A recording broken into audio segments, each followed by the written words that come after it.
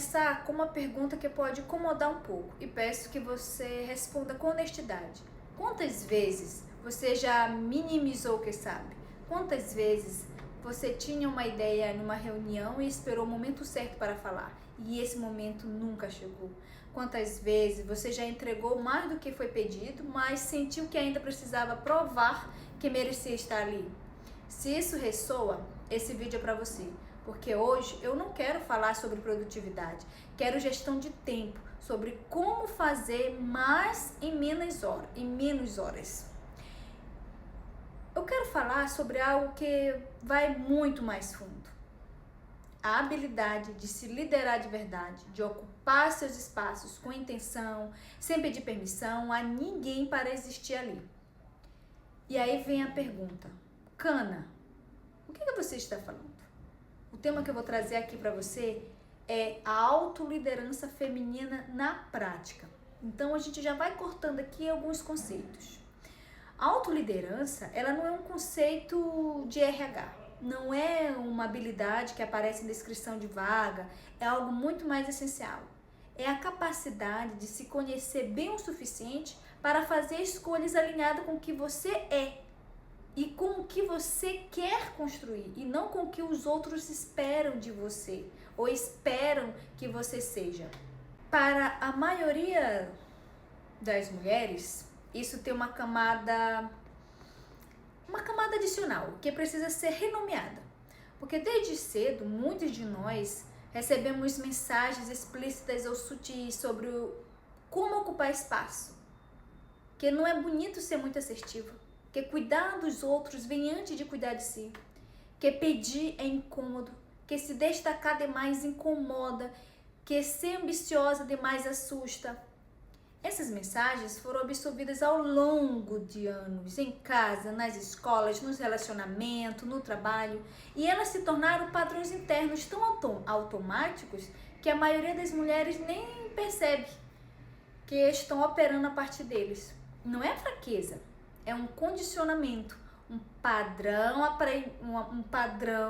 aprendido que, quando não é percebido e questionado, continua alimentando silenciosamente a forma como você ocupa seu espaço, toma suas decisões e conduz a sua própria vida. A autoliderança feminina começa exatamente no momento em que você para de se perguntar o que vão pensar antes de agir e começa a se perguntar: isso está alinhado com quem eu sou e com o que eu quero?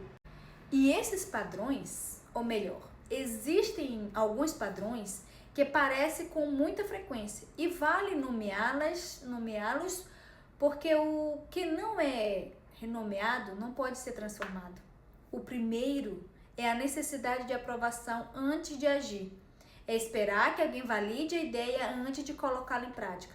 É precisar de um sinal externo para confiar no que você já sabe internamente.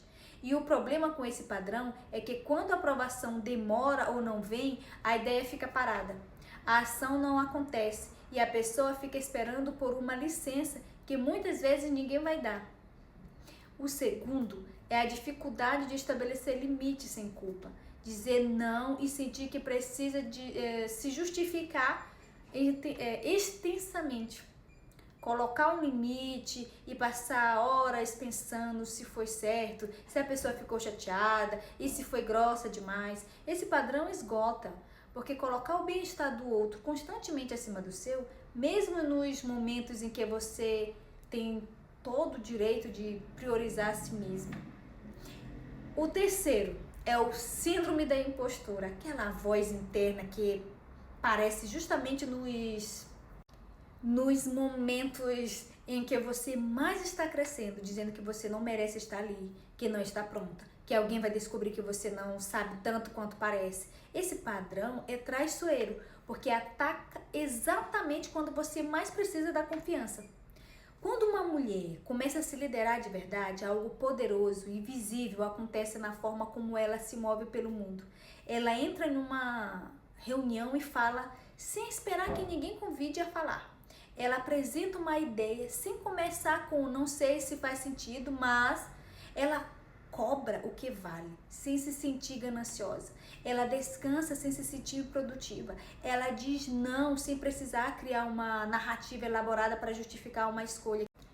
E o mais importante, ela começa a tomar decisões a partir de um lugar interno mais sólido e não a partir do medo do julgamento externo. Isso não significa se tornar insensível às pessoas ao redor. Isso significa que o centro da gravidade das decisões muda de lugar. Sai do ir, essa mudança aparentemente simples transforma completamente a qualidade das escolhas que você faz. A autoliderança se constrói em gestos pequenos, praticados com frequência e intenção.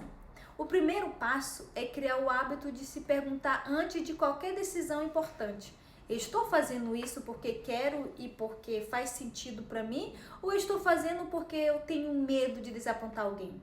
Essa pergunta feita com honestidade começa a iluminar padrões que antes passavam despercebidos. Iluminar já é o início da transformação. Segundo passo é praticar o limite sem justificativa excessiva. Da próxima vez que precisar dizer não para algo que não faz sentido para você, experimentar dizer não vou poder sem construir um argumento elaborado em seguida. A justificativa excessiva é, no fundo, uma forma de pedir permissão para ter um limite. E você não precisa de permissão para isso. O terceiro passo é começar a registrar suas conquistas de forma consistente. Pode ser no caderno, uma nota no celular, qualquer formato. A síndrome da impostora se alimenta do esquecimento. Quando você não tem registro concreto do que já construiu, do que já entregou, do que já superou, a mente tende a minimizar tudo isso.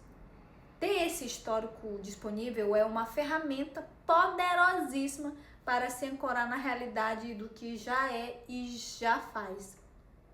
A autoliderança feminina não é sobre ser mais dura, mais fria ou menos sensível. É sobre ser mais inteira. É sobre ocupar seus espaços com a mesma generosidade que você oferece tão naturalmente aos outros, mas dessa vez direcionada a você mesma.